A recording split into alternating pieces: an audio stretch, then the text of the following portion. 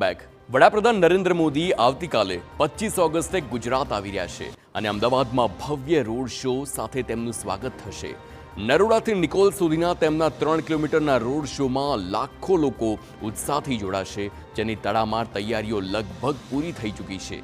આ 2 દિવસની મુલાકાતમાં મોદી 5477 કરોડ રૂપિયાના વિકાસ કાર્યોની ઉદ્ઘાટન અને શિલાન્યાસ કરશે, જેમાં પ્રધાનમંત્રી આવાસ યોજના હેઠળ 1449 ઘરો અને 130 દુકાનોનો સમાવેશ થાય છે।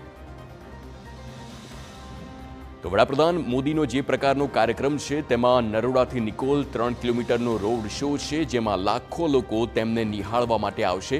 5477 કરોડના વિકાસ કાર્યોનું કુલ ઉદ્ઘાટન કરવામાં આવશે, તેમાં પણ 1449 ઘરો અને 130 દુકાનોનું લોકાર્પણ છે। આખું આવાસ યોજના હેઠળ છે અને તેમાં જ તેનું લોકાર્પણ થવાનું છે।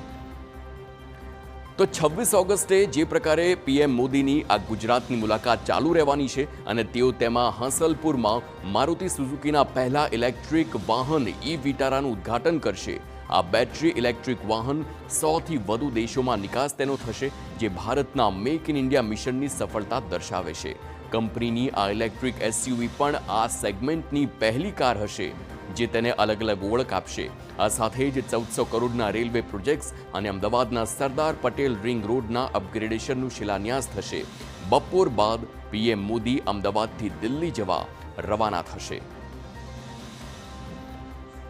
તો જે પ્રકારે 26 તારીખના કાર્યક્રમની વાત કરવામાં આવે, હાંસલપુરમાં મારુતિ સુઝુકીના ઈ-વિટારાને લોન્ચ કરવામાં આવશે। તે સુઝુકીની પહેલી ઇલેક્ટ્રિક કાર છે અને તેની સાથે જ આ કાર લોન્ચ થતાં જ 100+ દેશોમાં ભારતીય ઇલેક્ટ્રિક વાહનોની નિકાસ થશે।